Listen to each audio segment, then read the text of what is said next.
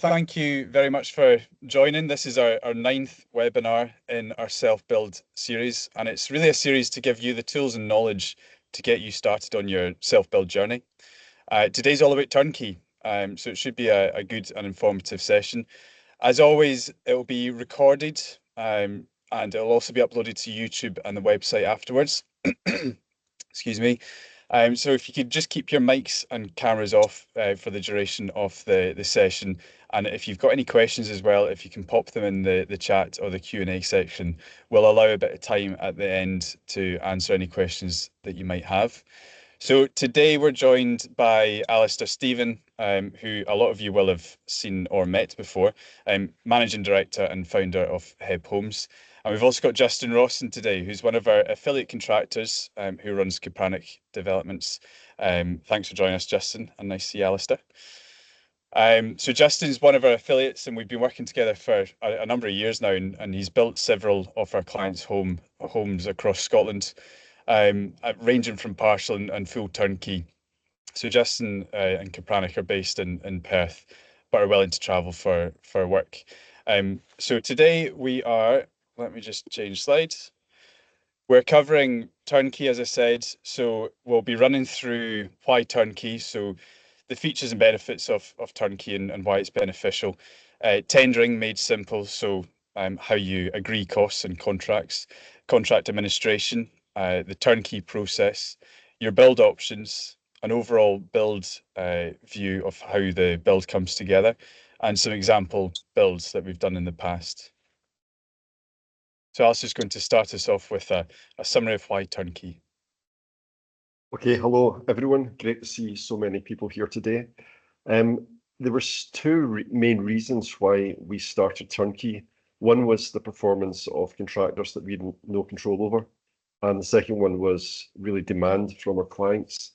So what happened in the past with HebHomes was that we would deliver and erect the kits, and then the clients would have their own contractors, and they would go on and finish the project. Now, unlike a traditional project, say with our sister company Dulkus, we would be involved all the way through the process. So the architect would act as the contract administrator, so they would be doing monthly inspections on the job, and if there was anything that wasn't as per drawings, as per the architect's intentions, then under the Scottish Minor Works contract or Minor Works contract, we would have the power to condemn work and make sure it was done properly.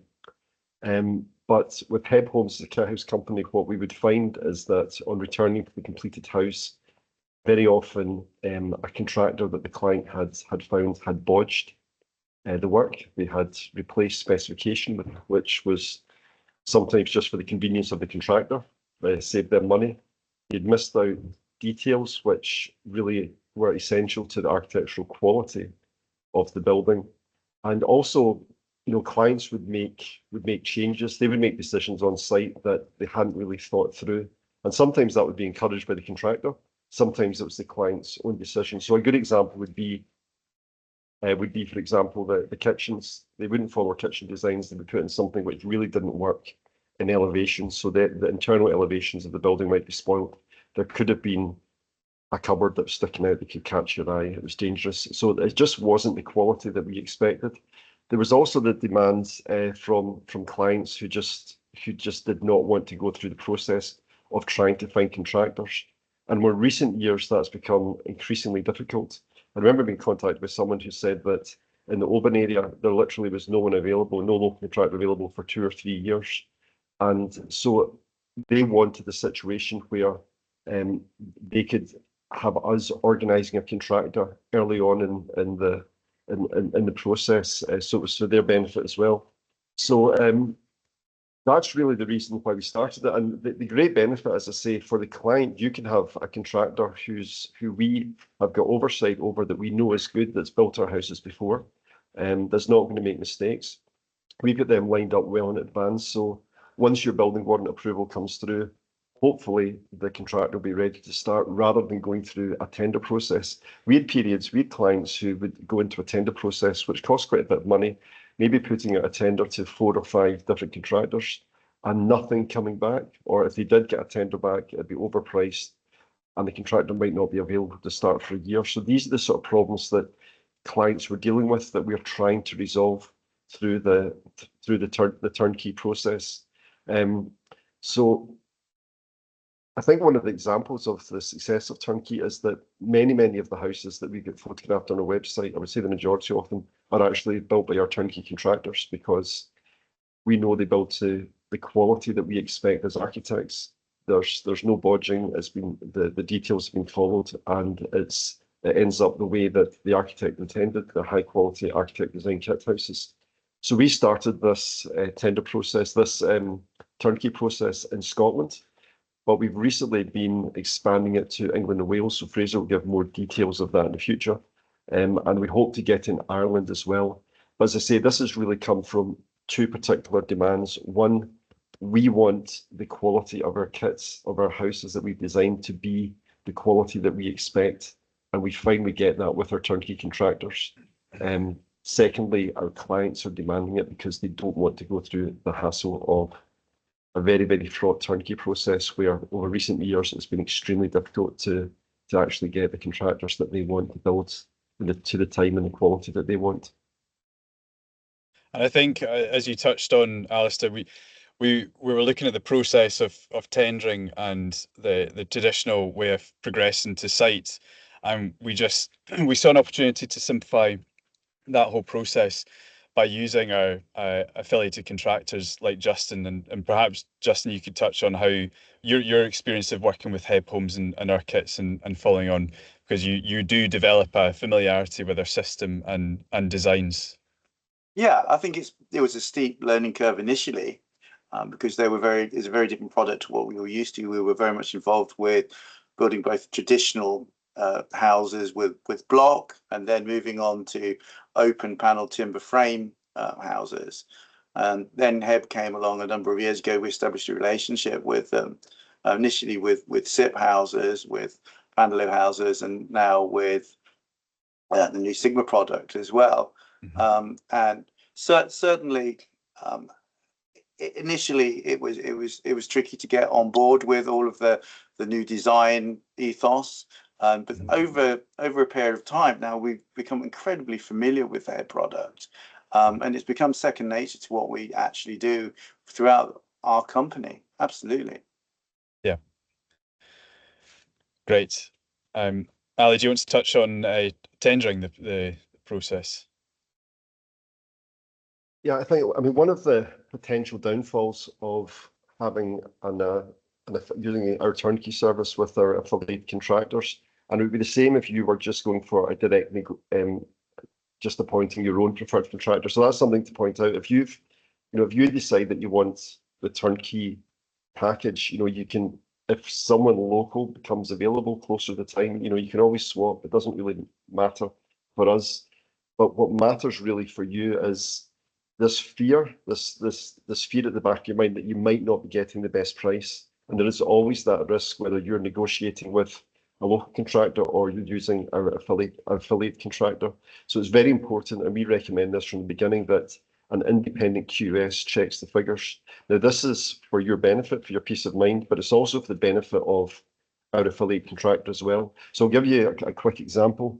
I remember a client wanted to build a house, and they asked they got a figure from a local contractor about building a house, and they were quite happy with it. But then when it went out to tender, a price came back to the road, and it was £60,000. And they immediately thought that the contractor was ripping them off. Now, all that happened was that they hadn't had the road priced up properly at the beginning. And secondly, they didn't have a QS to explain to them, to check the figure and to explain to them that the figure was actually accurate and it should be paid. That's how much the road was going to cost. So what we recommend at an early stage is that a QS checks the figures from the contractor, and when the final price comes back, now what you have to appreciate about the price of a house, we've got turnkey prices on our website. Those are suggestive turnkey prices, but it does come down to two main factors. It's the location. Are you very remote? That's going to push up the prices, and also the nature of the site itself. The nature of the site itself can have a big impact on the cost. Now, with a turnkey contractor, with an affiliate contractor, you need an independent QS to go through their figures, the final proposal, and just check line by line that everything is fair and reasonable, and it's the sort of price that you would expect to pay. Now, with our turnkey contractors, maybe Justin will confirm this, because they become familiar with the process, they can actually build a lot more efficiently. So the pricing should be, and many times it could be cheaper than what you would get if you went out to competitive tender. But you do need that peace of mind to make sure that that the negotiated tender is fair and accurate. And as I say, that's for your benefit, but it's also for the benefit of the contractor, because the contractor doesn't want you thinking that they're taking advantage of the situation, and you have to be entirely confident that you've got a fair and reasonable price. The second point there is faster than competitive tender.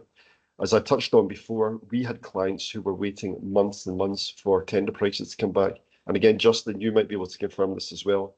It's not that the contractor doesn't want to return the tender, it's the fact that their subcontractors don't return their pricing because they're too busy. Why would an electrician spend their evening pricing up a job they might not get when they've already got jobs coming out the ears? So that's a problem for the contractor. So the tender process was just stretching it out and out and out. And when you're in a period of high inflation, the longer it takes for your house to get on site, the more expensive it's going to become. So that was another issue that we're trying to resolve with this affiliate contractor turnkey process, turnkey offer that we have.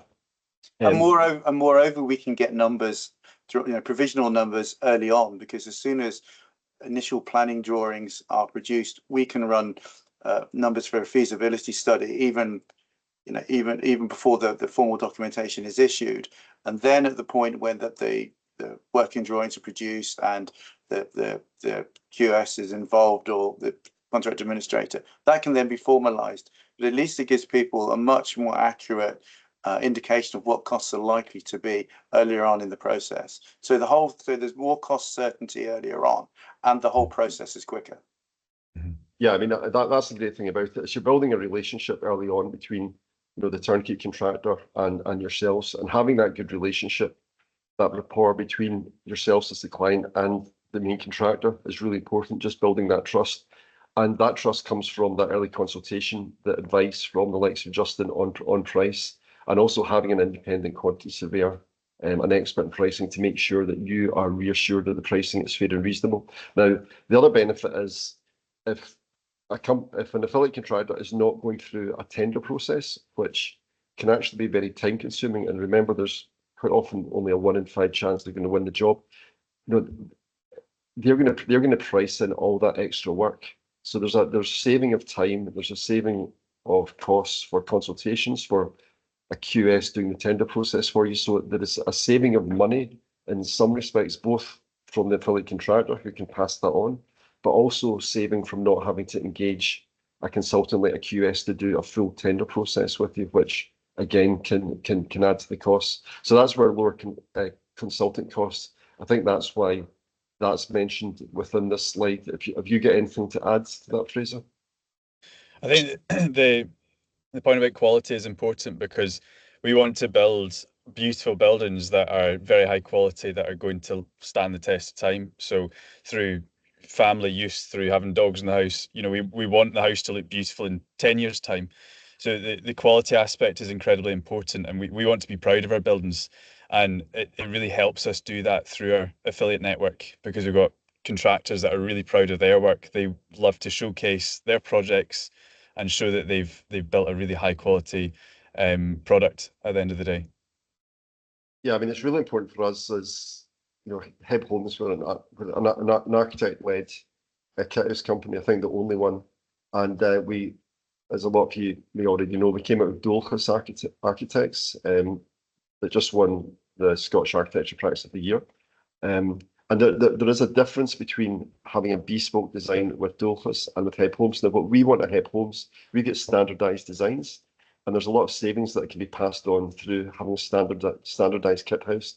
But we want the quality of an architect design house, and we understand that we only get that quality, or we best get that quality, if we're using one of our affiliate contractors, because we're proud of our buildings, that we don't like it when we see them getting bodged and not of the build standard that we expect.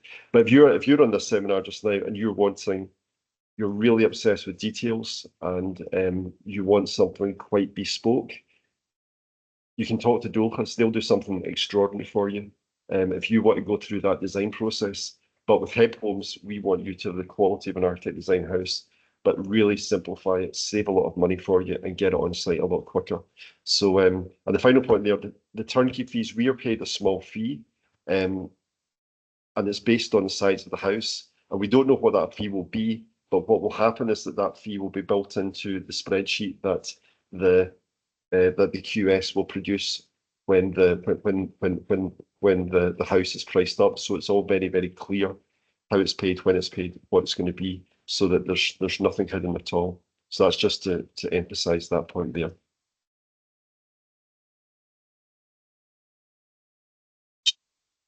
Okay, contract administration. Now this is very important. Now there is whenever you're building a house, this is what we advise as architects. I mean, it's not required, as it says on the second last point there, but we advise that this happens.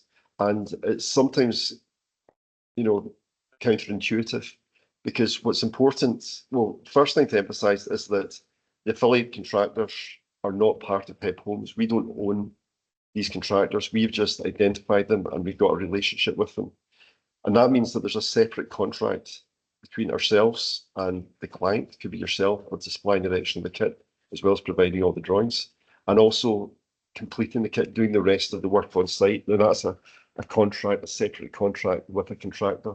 As I mentioned before, we advise that QS goes through the price and arranges that contract. The QS checks the figures, but once that start date and end date is agreed and the total cost, the fixed price for that build is agreed, a contract has to be signed. In Scotland, we would recommend a Scottish minor works contract. In England, a minor works contract. England and Wales, minor works contract. Now, these contracts require a contract administrator. Now, the role of a contract administrator really is to turn up on site and then value the work that's been carried out. And then they decide, not Justin, but the contract administrator decides the value of the work that's been completed. And then they issue a certification minus 5%, and then you've got a certain number of days, up to 14 days to pay that. Normally you would pay it within 5 days. Now, if we're working on a bespoke house, say with our sister company Dulkus, the architect is the contract administrator. And what they'll be doing very carefully is going through the drawings and making sure that the contractor has interpreted the architect's drawings correctly. And quite often with a one-off bespoke house, there can be additional drawings that have to be issued. There can be AIs, architect's instructions, which have to be issued. That can lead to variations. So it can either go up in price or it can go down in price. But also the contractors, because maybe they're not interpreting something, they're building a house with a detail that's the first ever time they've done it, they might make mistakes. So the architect has got the power to condemn that work, to make sure it's done again, and also reduce money from the value of the certification to make sure that the contractor is not paid for work that's properly carried out. However, with a HebHomes, especially if you're working with a very good affiliate contractor like Justin here, is that they're not going to be making mistakes. They generally should not be making mistakes with our houses. If they're going to make a mistake, they probably made it on the first house they've done, which means the contract administrator turns up, looks around, and they don't appear to have very much work to do, and then they send in an invoice. So it's counterintuitive. However, what I say to people is that when a contract administrator turns up and they've got very little they're not issuing any AIs, they're just doing basic certifications for the money you have to pay, and you're resenting the fact you're paying the money for doing this, is actually a good sign. It means that there's no mistakes, that everything is going smoothly. But it's important to have a contract administrator, because they are the point of contact between you and the main contractor. It's like a triangle. And the reason it's important is because you don't really understand until you don't have a contract administrator. So what can happen if there isn't a contract administrator is a contractor, if you're using a contractor, they may feel tempted to front load their cash flow. So you're paying for work which hasn't been done. And that can be extremely risky if, for example, that contractor goes bust. Now, a contractor generally goes bust because someone else, another job, hasn't paid them money because they don't have a proper contract, and that can have a knock-on effect. And if you don't have a contract and you've paid for work that hasn't actually been done, that means that you won't have enough money left to finish the house. So the whole point of having a contract and having a contract administrator is for that sort of scenario. It covers that sort of scenario. So a contractor, for whatever reason, goes bust, and then this is the way it's supposed to work, you've got enough money left over to bring in another contractor to complete the job. Now, there will always be, you'll always lose a wee bit of money in that scenario because the contractor will have additional work to do with mobilisation. However, that's the basic principle. Likewise, if a contractor doesn't have a proper contract in place, what can happen then, and I've seen this before, is that a client can say, well, I don't think those tiles are done properly. I don't like that tiling. I'm going to withhold £30,000. Now, to fix those tiles might cost £300, but the client has decided to withhold £30,000. The contractor is getting no power to sort that. They're immediately in a mess. So the whole point of having a proper contract, which requires a contract administrator, is to avoid any scenario like that. So it's the benefit of the contractor, and it's for the benefit of the client. And if any contractor says, no, you don't need it, just sign my own contract, be very wary, don't do that. However, having said that, as it's mentioned here, it's not completely required. If you need to save money, you can take a risk of not using a contract administrator, but as architects, we would not recommend it. So that really covers the contract administration. With a HebHomes, it should be extremely straightforward. A start date, a finish date. This is how much you pay. 5% is held back once prior to completion, which means you can move into the house once that's been reached, and that's deemed by the contract administrator, not yourself and not the contractor. Once prior to completion has been reached, 2.5%, that's half of the 5%, is released, and then there's a defects period of 1 year generally. So that's the whole seasonal cycle over a year, and that allows the house to settle. And if there's any little snags which become apparent, they're recorded. If the snags interfere with the use of the house, then we would expect the contractor to go back and complete it immediately. But generally, you wait till the end of the 1 year defects period. The contractor comes back and then they finish off the job.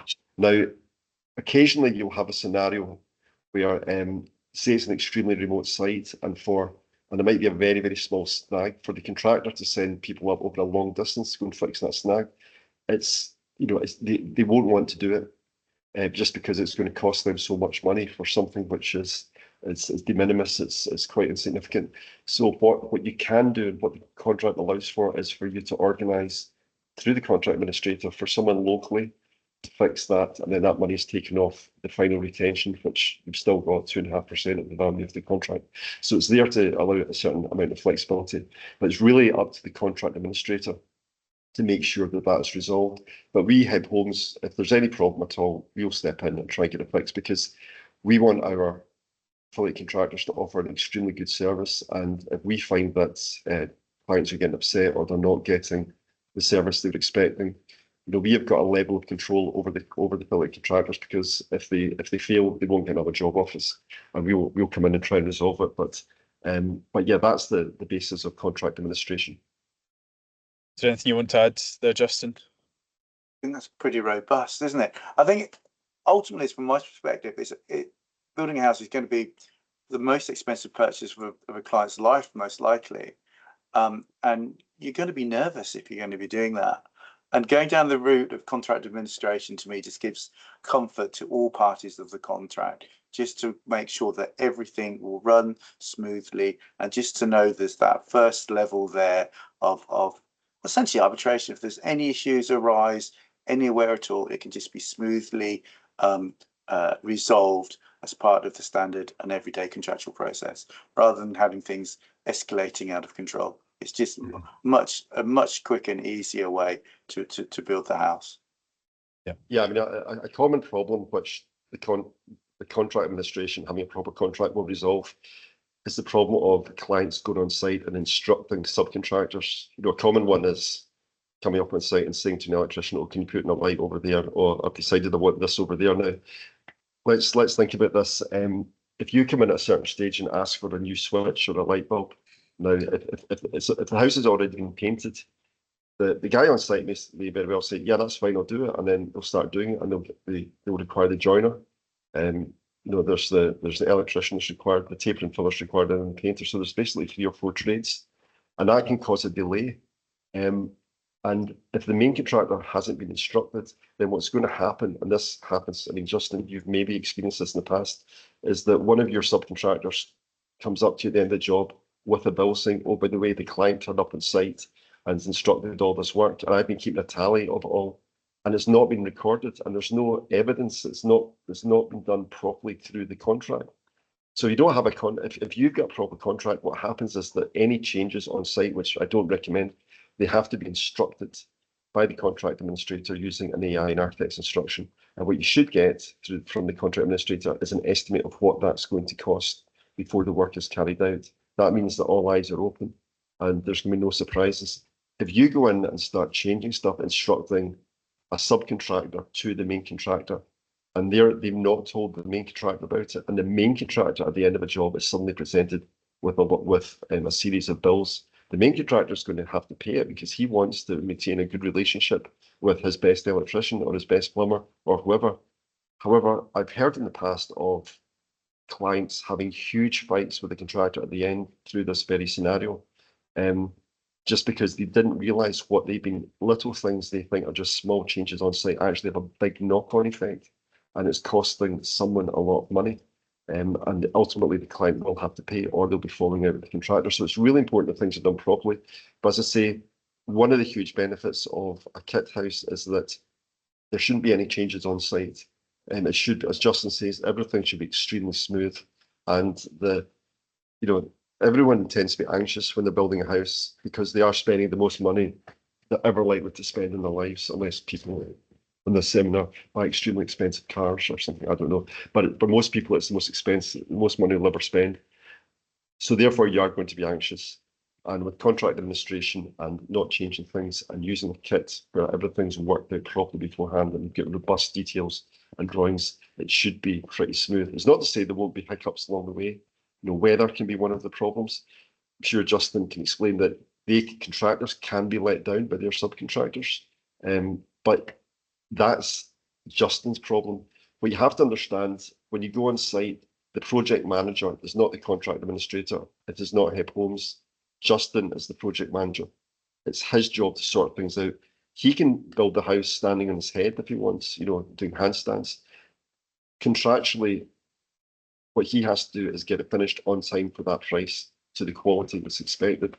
That's the basis of the contract. And that's why it's so important that you've got a good one in place. Okay. So in terms of the process then, so our turnkey process, it's mainly about communication early on and building that relationship early as we mentioned before. So getting your design finalized, all your site investigations done, your site plans, so you've got all the site information and house design ready. That's when you're in a position to start getting early stage feasibility costs. So we do recommend that you work with an independent quantity surveyor to prepare those costs. And you basically provide them all the information that you have on the design so that they can then look at the feasibility costs. There's quite a lot at that stage that is still to be determined. Things like your detailed design and your structural engineering, all the final detailed drawings are still to be done. But it's enough to give you a good guideline of how much it's expected to cost to build that house. So we recommend getting that done around about pre-planning to planning stage whilst you're awaiting your planning permission. And with the quantity surveyor, who we can recommend a few different ones, we would identify your turnkey contractor at that stage. So we would figure out who's best placed to deliver the turnkey for your build, and discuss that for the likes of Justin. And then when the quantity surveyor is preparing those feasibility costs, they'll have discussed the project with Justin, got the rates, understood how much it's going to cost to build the house, and then pull together a full cost report for your design. And then once you've got your planning in place and costs are all looking okay and you're happy to proceed, that's when we start working through the detailed design. But we would want to introduce you to your turnkey contractor at that stage. So we would probably have a Teams call with your project manager at HebHomes and your appointed affiliate contractor so that everyone can meet each other and start building that relationship and getting to know each other. So then once we've got the detailed design completed, in Scotland we'll be working towards your building warrant application, and in England your building regulation approval. That's when we should have everything in line, and particularly when we get the warrant approval, we'll have the final construction package, and that is what would be used to cost. So that's what would be provided to your contract administrator if you're using one, and they would pull together the tender documents. And once they're ready, they're issued to your contractor, and they will then price up the project at that point. Justin, what's the kind of time scale just now on you turning around a tender? About 3 weeks, 3 to 4 weeks. Yeah. To get it something really, really accurate. Yeah. So it's a good quick turnaround. And then once we've got those costs back, that's when your contract administrator would go through the costs, make sure they're fair and reasonable, and query any that they're unsure about with your contractor, and then present the costs to yourself. And then once costs are agreed, that's when you will set start dates on site, and you'll have a target date for the site to be cleared, the foundations to go in, and everyone knows the dates that they're working around. So I think just to clarify something, the person who's checking those figures to make sure that everything is above board, fair and reasonable, and happy to proceed, that would be the QS. Now, they are generally retained as the contract administrator, but they don't have to be the contract administrator. Now, just to give, give an example, a QS is a building professional. You need a building professional to be the contract administrator, but it doesn't have to be the QS. It could be the architect. And generally, when you've got a bespoke design building, as with Dulkus, for example, the architect would be retained as a contract administrator, but they would also use a QS for pricing separately. Now, the benefit of a QS when you're doing contract administration is that they know about pricing. So, for example, if there's any variation, they're extremely good. However, what they're not particularly good at is quality of detailing and finish. That's where you want an architect. So you can have the QS, and they can basically agree the price and arrange to get the contract signed. However, if there is a local architect who's closer to the site, say a one-man band, or even someone who may be semi-retired, not fully retired, but semi-retired, but someone who's close to the site, you can just use them as the contract administrator. It doesn't have to be the QS. So just to clarify that. And if you're really, really particular about the quality of finishing, you want the tiling to be perfect, you want everything to be perfect, maybe having the architect as the CA will be better for you. The one thing to understand about the contract administration is that the contractor, the main contractor, whether it's one of our affiliate contractors or your own contractor, they have to build to drawings, but they also have to build to industry standards.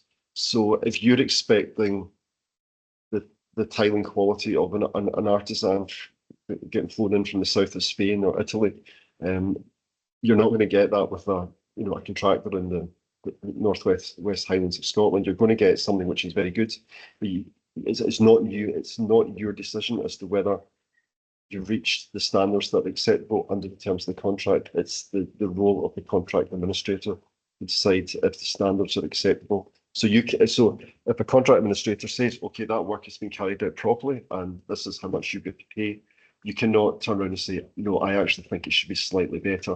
Therefore, I want you to condemn that work. You can't do that. It's got to be fair and reasonable to both sides. So, as I say, if you are someone who is really, really particular about the detailing, you want a particular quality, then the contractor has to understand that, but also you probably want an architect to act as your contract administrator and not a QS.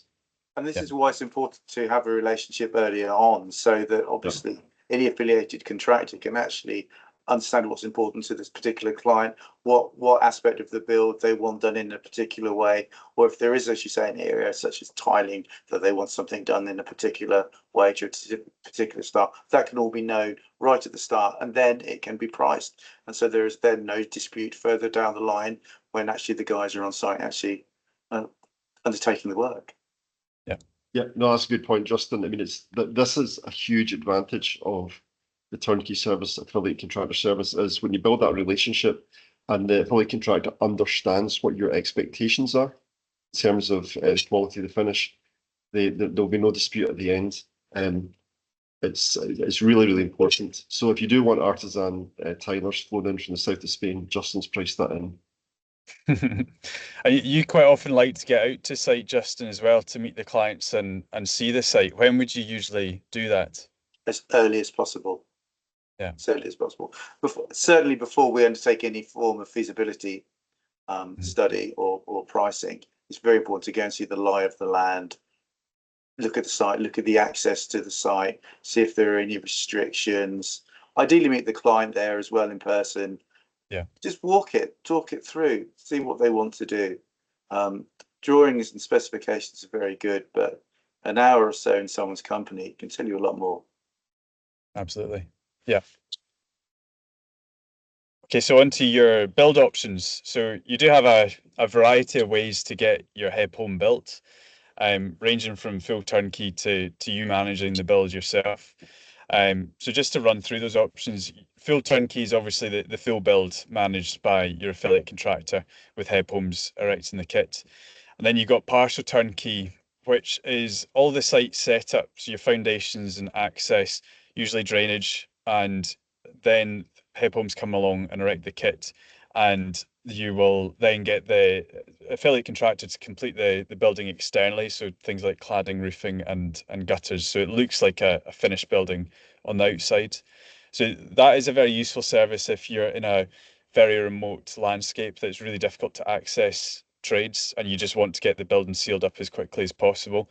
And then it means that you could arrange for the internal fit out in due course when you're able to get people onto site to do your electrics and your plumbing and slowly work away at the inside yourself.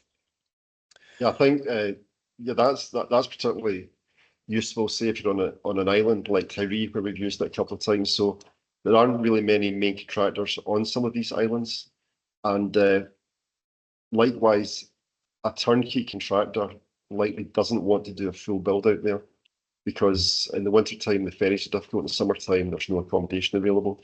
So the partial turnkey works really well in that we can arrange for a affiliate contractor to come out and get the difficult bit done and get the house completely finished on the outside so that there's no threat of storm damage.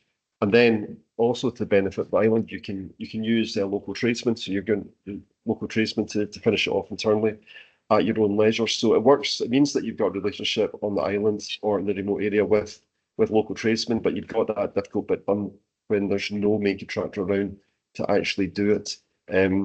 So that's where that is quite useful. Now, client managed trades, I don't know if any of you have noticed, I've just written a blog about this. We are going to be putting up a guide, quite a comprehensive guide on self-build, which is client managing trades themselves. So this is increasingly, well, this used to always be the option for young people in rural areas. They would effectively, they would organise the trades themselves, friends and family, maybe do some of the work themselves that will go into. But this is really because there aren't enough contractors around in the UK. It's partly because of Brexit. We don't have access to European labour anymore. But I read recently there's a shortage of 400,000 tradesmen. So a lot of the really talented guys are retiring or dying, and there just aren't enough young people coming through filling those places. Now, what that means is that for a contractor to hire good tradesmen, good joiners, there's a shortage of them, so they become more expensive. And it means that contractors, in order to maintain a margin, are having to charge more and more. Likewise, Justin can maybe touch on this again, there was huge inflation within the construction industry during lockdown and the Ukraine war, and that has a big impact on the cost of houses. So not having enough tradesmen, not having enough contractors, and massive inflation for materials means that it's expensive to build a house. And we want people to build houses, especially young people. So in that scenario, organising trades directly, cutting out main contractors' profits. This doesn't mean there's less work for the likes of Justin. What it means is that people who wouldn't build a house can actually build a house. But we understand that when you organise trades yourself, you are effectively the main contractor, and you have a lot of legal responsibilities when you do that. So, as I say, we're going to put together a comprehensive package which will allow people to go down that route if that's the only way they can afford to build. But one point to make is that the simpler your house, the simpler design it, the easier it is to do. And if you've got an organized brain or you're within the industry, if you are a project manager in another industry, then maybe this is something for you. If you're the person who can't make your bed in the morning and toothpaste all over your sink, it's maybe not the thing to choose. It's because it does require organizational skills and a bit of time. And then moving on to true self-build, this is when you actually do some of the work yourself. And sometimes you'll actually do the work better than a main contractor, not our affiliate contractors, but main contractors. And a good example is the cladding. The cladding can actually be quite a low-skilled job if you do it properly. But if you've got a main contractor who's charging out joiners quite a lot of money, a time-consuming, low-skilled job can end up costing you a lot of money. So, fitting plasterboards, putting on timber cladding, things like that, doing the painting carefully at the end yourself. These are all things where a lot of people can do some of the work themselves and you can save quite a lot of money, but there's certain aspects of the build you cannot touch. Electrics is an obvious one. Plumbing systems, again, unless you're skilled or very good DIYer, you probably wouldn't touch it either. But it's something that we're working on because we do want everyone to be able to afford to build a house. And we do understand there just isn't enough contractors in the UK at the moment. And I think the situation in Ireland, if any of you are listening in from Ireland, I think the situation over there is even worse. And then the final one, warranty requirements. If you're doing any sort of build, and you're borrowing money, it's likely you're going to need some sort of certification, some sort of warranty. Now, contract administrator can offer certification, but what most lenders will be looking for is a warranty from the likes of NHBC. NHBC, that warranty will come through the main contractor. So if it's an NHB registered contractor, you'll pay a fee and they will make sure that you're given that warranty at the end. NHBC will be sending out their very experienced inspectors to make sure the house has been built to the quality that's expected in order to satisfy the mortgage companies and other lenders. If you're doing a self-build or you're managing the trades yourself, there are warranties like Premier Guarantee that will be available, and you really do have to get them and have to organise that early on, because otherwise you won't get a mortgage, or if you try and sell the house afterwards and there's no warranty with the house, and the person trying to buy the house won't be able to raise a mortgage, so you're going to limit the people you can sell to. But all of this, I say, is going to be tied up in a guide that we're producing at the moment and we will be publishing fairly soon. Okay, anything to add to that, Justin? Just on the warranty front, we've worked with both NHBC and Global. Global are quite good in that they will certify partial turnkey up to as long as we go to wind and watertight as part of our partial turnkey. They will then certify the rest of the build if a client wants to take that on themselves. But I don't think NHBC will do that. No. I think NHBC is just available for full turnkey. That's my understanding. Okay, so now on to just a build overview. So this is our final slide before we go into just showing a few examples of the houses that we built. And then we'll have a bit of a Q&A at the end. I know we've got a good couple of great questions that we'll come to. So in terms of the build, it's important to understand how the contract is structured for the build. So you'll have essentially two build contracts, one with HebHomes for the supply and erection of the kit, and then one with your appointed affiliate contractor. So that contract should be a standard form contract, so generally something like the minor works contract. But your contract administrator will help you select the right one. But in terms of the build, your affiliate contractor will be on site and they'll be clearing it, getting it ready for foundations, putting access in, putting drainage in, so making sure everything below the ground is prepared. And then we will come along and inspect the foundations with our kit erector, and they'll check things like access, see if there's any road constraints, make sure that they can safely get the kit to site, and make sure that they can safely erect the kit as well on the foundations. So they'll make sure that they're happy erecting the kit on the foundations. This visit usually happens about a week or two prior to the kit being erected, and the foundations need to be ready for that inspection. So once they're happy, it's all given the go ahead, and the kit will be in. It'll be finalised and being put together in the factory.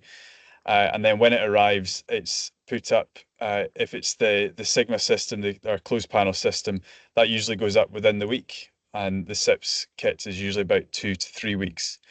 And when we would then, at the end of that process, you would have a representative from HebHomes coming out to check the kit, make sure we're happy with it, and do a handover to yourselves and your main contractor again. And that's when your main contractor, i.e. Justin, would take it back on, do all the external finishes, and then all the internal fit out if they're doing full turnkey. And then once, Alasdair touched on it earlier, once you reach practical completion, so it's when the build is practically complete and it's safe for you to move into the house, that's when it would be inspected by your contract administrator, and they would say, okay, we're happy for you to move in. Here's your practical completion certificate. And all the large snags are completed, so you can safely occupy the building. And then you'll live in the building for usually a year, and then at the end of that process, there will be a snagging list that's compiled by your contract administrator, and that's given to your affiliate contractor, and they'll come back out and rectify those snags. Anything to add to that, guys? No, I think that's about it, Fraser. Okay. Okay, so we're just going to quite a few questions, so yeah, we'll cycle through a few images. Justin, do you want to chip in on these ones? There's a few here that you've been working hard on, some that are finished, some that are nearly done. Yeah, this is a house at New Galloway, just in Dumfries, which we're just decorating through at the moment. So this was taken about a week or two ago, about a week ago, I think, actually, this photograph, just showing where we are on site. So that's just about due to completion. It's obviously pretty traditional HEB design. It's going to be the RW14 Rosswood larch cladding on there with a Stedman's corrugated roof. Very much the standard HEB detail, something we're very familiar with, and now built a number of houses of a similar style and form. Yeah, lovely site as well, lovely views, good Fantastic client as view, well. actually. It's a fantastic view. It is a wonderful site. And in fact, the photographs don't do it justice. It sits beautifully in the landscape. Yeah, it'd be good to see that one coming to completion. This is another one you did, Justin, up in, was it Broughty Ferry? This one is in Tayport, actually, on Albert Street in Tayport. Site overlooking the mouth really of the Tay, just and onto Dundee. Again, a lovely house. Again, clad with RW14 on the outside. Very clean lines on the inside, as you can see. Yeah, this is an interesting site because platform. it's in the garden space of a house, so it's much more urban setting than a lot of our houses. It was a very tricky site actually to build because it filled the plot essentially, and actually just getting materials in there to do it was quite tricky. But I think we've managed to do quite a good job there. And you can just see through the door there. There's a retaining wall which is in Denford stone, which looks absolutely spectacular. Yeah, they did a good job of that. This is a house that we completed up in Skye a couple of years ago, a number of years ago, using our turnkey contractor there, and that was a full turnkey job, one of our LH102 PDs, and in white render and slate, which works very well in this context because there's a lot of surrounding white houses and buildings that use similar materials around about it, and just phenomenal views back to the mainland of Scotland. A lot of these projects use our kitchens and bathrooms as well, which you can see in the gallery. So arranged through our very talented kitchen and bathroom designers, and you can just see the quality of design and the quality of product as well. Very, very good quality kitchens and bathrooms that will stand the test of time. So that's the one in Skye. Lovely views of the sea. And this was another one using one of our other affiliate contractors up in Gairloch, and they've achieved really beautiful finishes on the outside with a standing seam roof, standing seam on the box dormer as well, which really helps it integrate, and concealed gutters as well, with quite an extraordinary corner window as well. So you really take the views in. That corner window looks back to the town of Gairloch and back, back into the valley.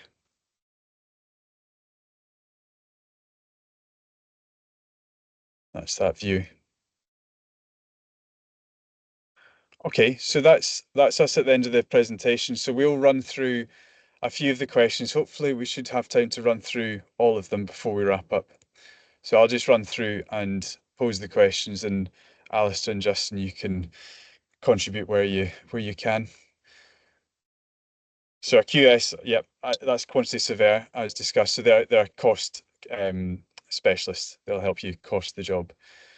What are the different build types? So SIP and CPS, and also asking if we build to Passive House standards. Alasdair, do you want to describe the different build systems? Okay, now the SIP, that stands for structurally insulated panel. So that's a polyurethane insulation which is sandwiched between OSB boards. That's great. We've been using it for years. Most of our houses are built SIP, but going forward, I think most of our clients are choosing the CPS. That's because it uses a hydrophobic recycled glass wool, so it's not an oil-based insulation. It's a thicker wall, which architecturally looks better. You get more depth to play with. You get a much better U value, which I think is important. Also, the house is, there's more to the wall. So, for example, the service battens are fitted in the factory, the membranes are fitted in the factory, and then when it's erected on site, it's effectively a couple of stages further on than the SIP would be. So there's less for the affiliate contractor to do so. I think going forward, that's what most people are going to choose. I think it's especially after Grenville and the green agenda. I think moving away from oil-based insulation is probably the way the industry is going. And because it's got much better U values, it's getting close to Passive House standard. Now, Passive House standard, the reason we don't promise it is because we've got lots of houses like that wee one there you can see, which are north facing. You're looking onto an incredible view, but the view is the north. Now, if you get a Passive House consultant involved, they're going to tell you to take out those windows and stick them around the other side, facing onto your embankment. So it's really difficult when we're designing in epic landscapes to hit that Passive House standard when it can compromise the quality of the design, especially when you're looking out onto lochs and mountains and hills. So, but we do get close to it, and we can reach it if we want, but I wouldn't advise it because contractors pricing the risk of things going wrong, and it's very expensive to build. We do build to the principles of Passive House standards, where you're trying to achieve a very high level of insulation and a very good air tightness. And we always use air source. It's generally an air source heat pump with underfloor heating and a mechanical ventilation with heat recovery system. So you can achieve a very airtight construction, but you've still got fresh, warm air coming into the house, and you don't have any air leaks. You don't have your heat leaking out your house. And one thing to point out as well, someone asked about Sigma. So when we say CPS, that is the Sigma system, and it's been developed by our kit partner, and it's got a higher degree of finish as well than SIP. So when it arrives on site, you've already got the battens on the inside to run your services, and all you need to do is apply your plasterboards to the internal face. Whereas with SIP, you need to apply a vapor control layer, then your battens, and then insulated plasterboard. So there's a bit more to do with the SIP. We've been asked, how can I find a site, and do we help with that? So we do have, again, partners with DM Hall, and they can help you. They can proactively go out and try and find you a site.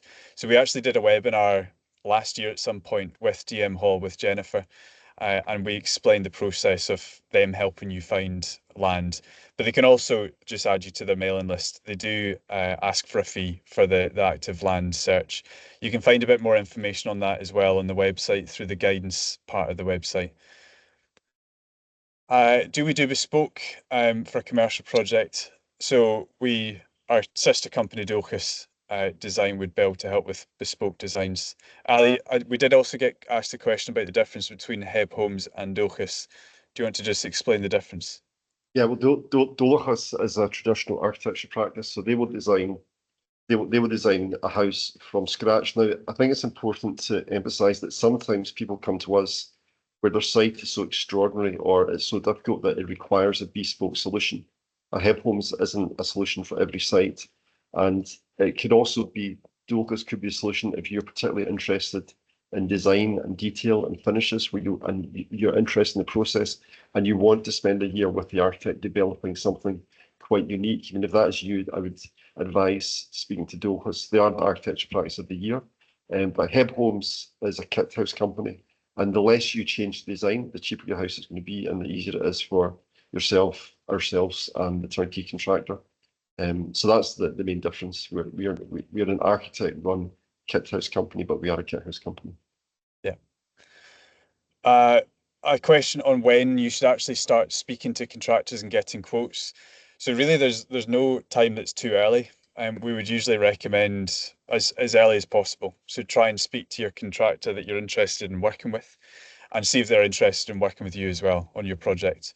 I So think, but Fraser, I would say you do have to be wary with contractors at an early stage. This is why we recommend a QS, because the number of people speak to contractors at an early stage and they say, how much is this going to cost? And they're given a figure and they hold on to that. But the contractors not spend any time actually drilling down into how much that particular site and that particular design is going to cost. So they'll throw a figure at it, and it's very wary to go in square meter costs. I've written a blog about it on the website, the risk of square meter costs, because it's very site specific. But as Fraser says, I think it is useful to get a contractor engaged at an early time. Now, we are talking about a turnkey contractor today. Now, if you've got your own local contractor, we can do the same process with them. It'd be the same process, getting involved, getting a QS to look at the figures, making sure that you've got proper contract administration. So this is about our affiliate contractors. But if you do have your own contractor in mind who's got a good reputation, we can do the same process with them. Mm-hmm.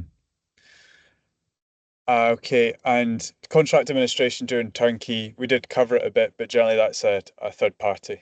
So either a local architect or your quantity surveyor.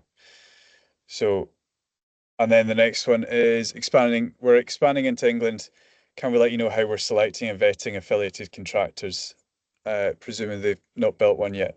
So generally, the contractors that we've partnered with in England, we've got a few options. Justin's one who's happy to build around Norfolk. Is that right, Justin?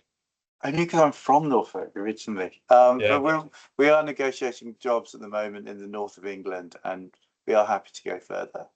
Yeah. Absolutely. So that's why you sound like Alan Partridge. I was wondering. So we do have a vetting process where the contractors that we've got set up have built at least one HEB home before, but we've got a questionnaire that the contractor needs to answer to be added to our framework. So we are thorough. We want to make sure that they're going to do a good job because we're effectively putting our name against them. We want to make sure that you'll get on with them as well. And we can show clients, we can show prospective clients projects we've undertaken. We can show prospective clients HEB homes that we have built, and so they can come along and tangibly see what quality actually is. Mm-hmm. So it's all very well sort of sitting here and sort of talking about time, cost, and quality, but you really have to make it tangible for people. They've really got to see it, and we can do that. We can show people. Great. For any project-related inquiries, we've got a few in the chat. If you can send anything to Lindsay, so the email is on the screen just now, send any project information you have to us and we can open up a conversation. And it might be best to have a separate conversation directly about your project. We've got a question, do we provide turnkey for the ARIs? And we do indeed, we can do turnkey. Can we build to an architect design if you already have one? We only build our own designs, so we're not able to manufacture kits for other people's designs. Do we have someone based to do site visits on Lewis? So we've got our sister company, Dulkus Architects, based on the Isle of Skye, and they do regularly work in Lewis and Harris. I don't know if they've got anything actively on just now, but they may be able to tie something in with an existing job. Yeah, they do. Neil's just back from Harris, so they do have work out there just now. He does spend quite a lot of time up there. Okay. How would full turnkey work on the Isle of Skye if we can provide accommodation also? So we've actually got a few contractors Justin has a team not too far from Skye, and we have another contractor that has a fairly large team on Skye. So accommodation wouldn't be required.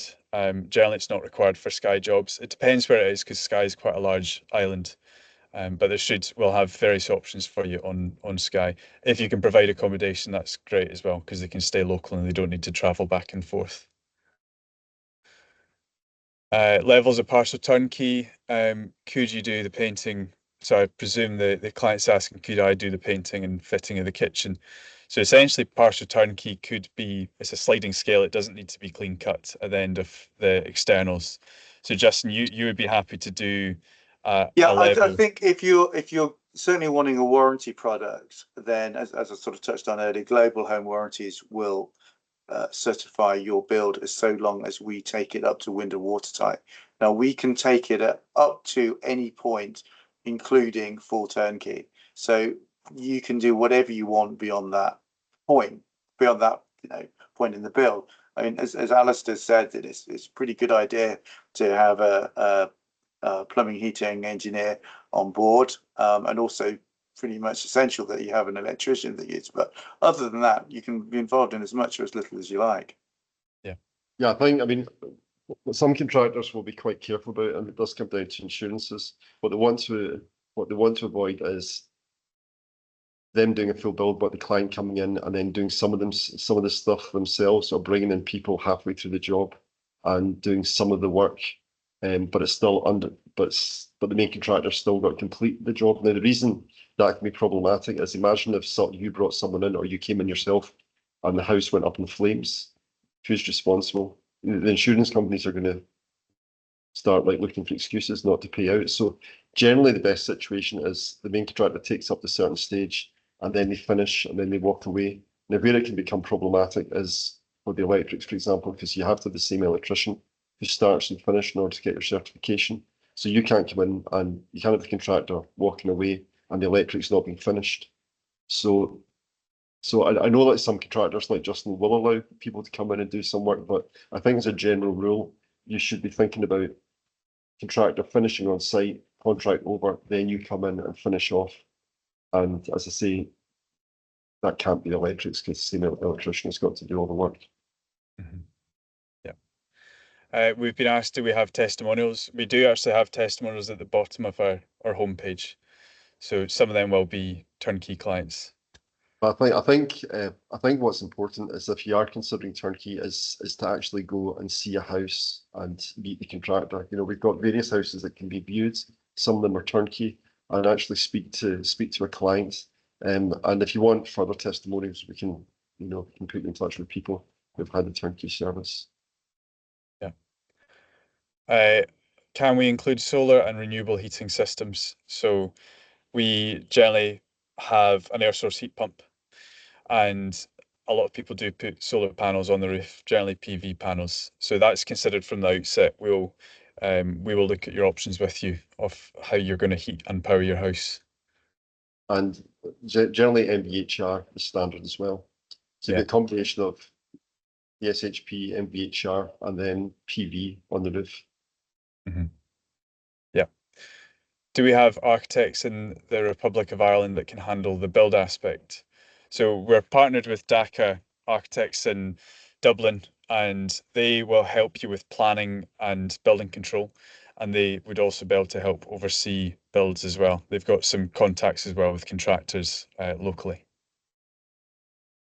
Are we considering offering air conditioning in the future? What are your thoughts?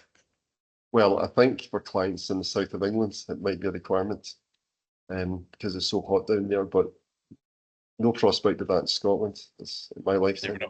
We're not quite there yet, are we? Would we be involved in the planning process?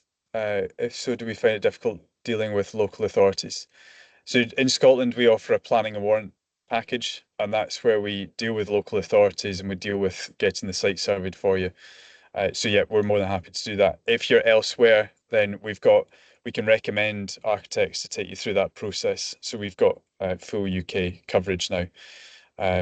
So we generally have, with our houses, they're very well received by planning because they're very simply detailed. They're beautiful bits of architecture that sit very nicely in the landscape. So if you got planning for another house on the site, it's likely planning are going to be okay with the Heb Home.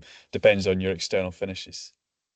If you don't have any planning, so for example, you want to develop a garden site, a recommendation would be to engage a planning consultant quite early on. I would also suggest that this is where the likes of ChatGPT can be quite useful. So upload your site onto ChatGPT and basically instruct it to become a planning consultant and give advice based on the local plan in your area. It can be quite helpful before you spend any money on a planning consultant. Yeah. Okay, that's us, guys. We've run through all the questions there. So as mentioned, if you do have a project, you've got a site and you're interested in working with us, then please do get in touch. We can organise a call and talk through your options and get things started for you. You can get in touch with our sales manager, Lindsay, Lindsay at HebHomes.com, and she will set up a meeting with us to get things underway.